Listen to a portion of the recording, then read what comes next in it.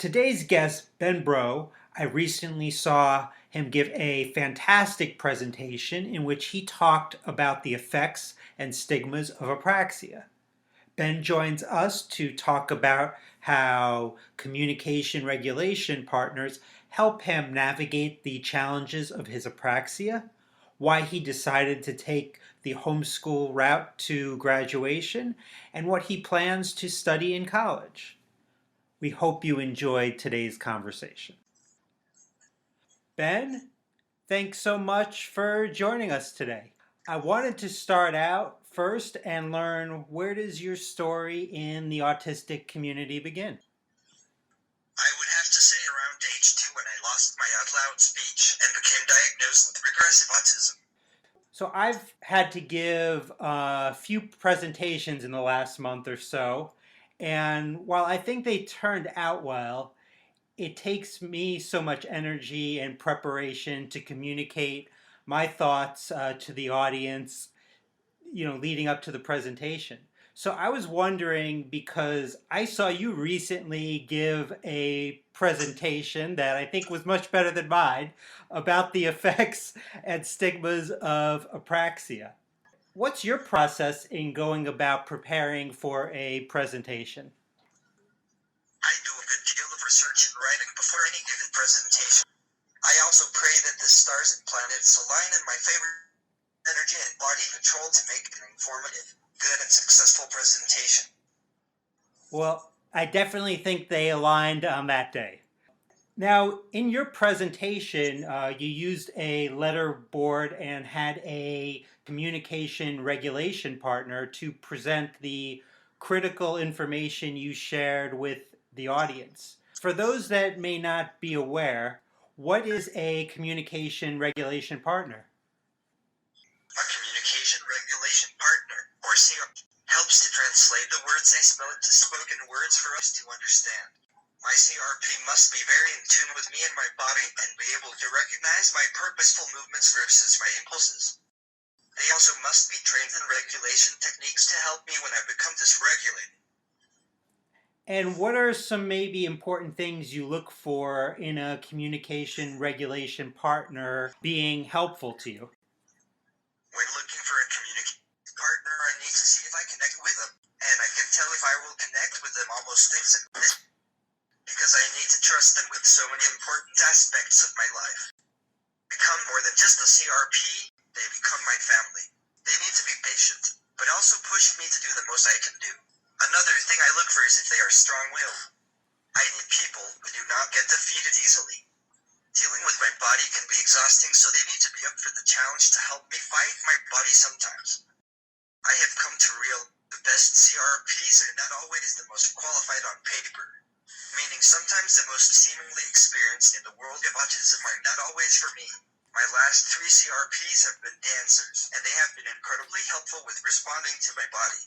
Not only are they good at responding to my body, but they are also patient and can tell when my body is taking control. While being a dancer is not a requirement to become my CRP, I now look for the patience and body understanding that they have. Through the years, female CRPs have also seemed to stick around longer, but that is by no means something I look for, merely a coincidence. Overall, I look for a kind, curious, and energetic person who is willing to work with me and become part of Team Breaux. I think that's really interesting about the dancers. That's something that I wouldn't have even thought of. So, when you aren't involved in your great autistic advocacy work, I would imagine a good amount of your time is spent focused on school, as you're currently involved in a homeschool program. What went into your decision to go the homeschool route? After years of trying to work within the system, I moved away from the idea of getting a true academic education through the public school system, and chose instead to pursue a high school diploma through an alternative source. Public school could not optimize my learning, and my hunger for knowledge is too strong. It was hard to walk away from it at the time, but I knew this route would support me best. To anyone else at an educational crossroads, I urge you to pursue what can support you best as an individual, outside of societal standards and definitions of success.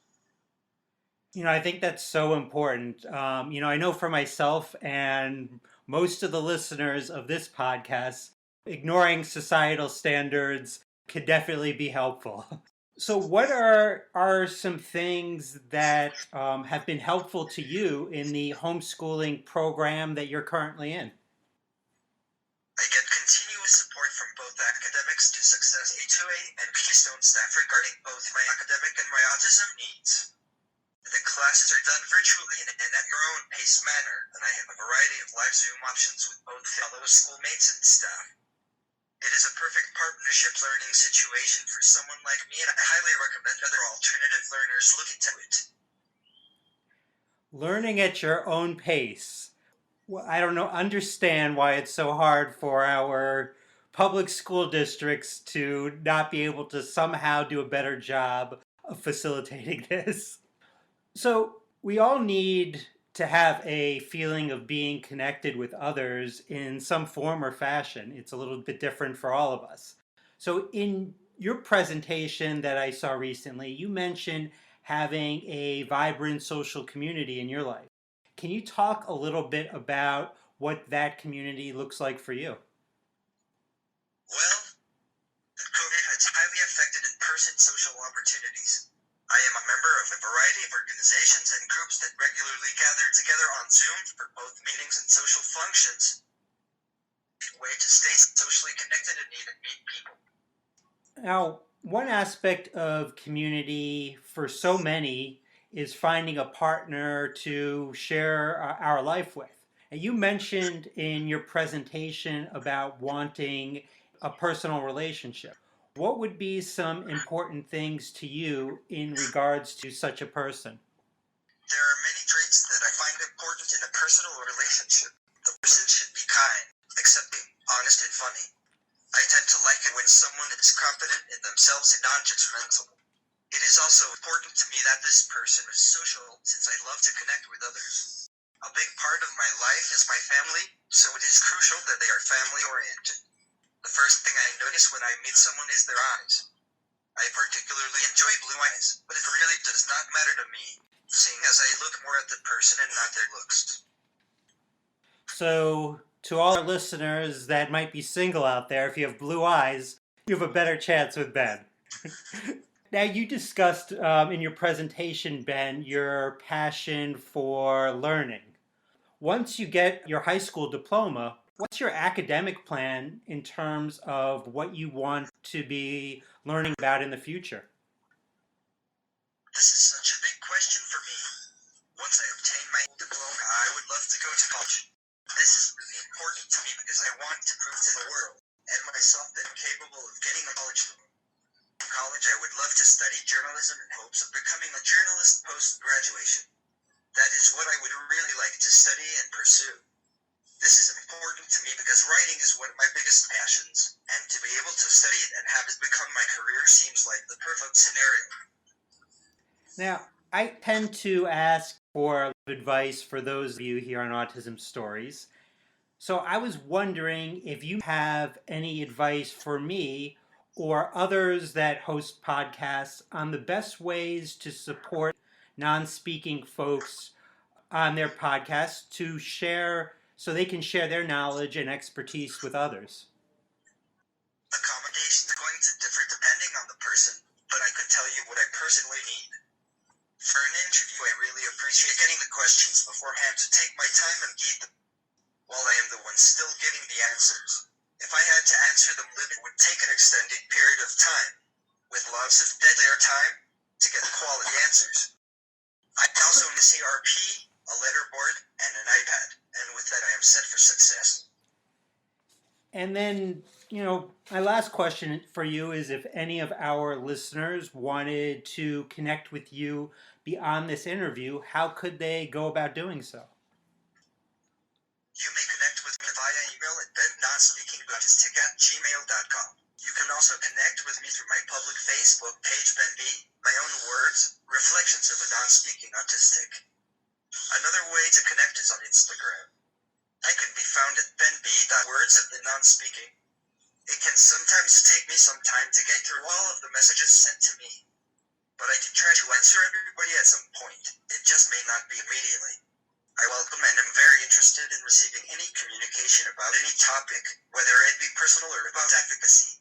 So feel free to reach out and send a message to my email. I would really enjoy that and look forward to the possible contacts being made with your listeners, Doug. Well, Ben, I know I'll be contacting you after this, and I hope many of our listeners do as well to continue to learn from you. So I just really appreciate the time you spent with me today, Ben. Thanks a lot. You think so? N-O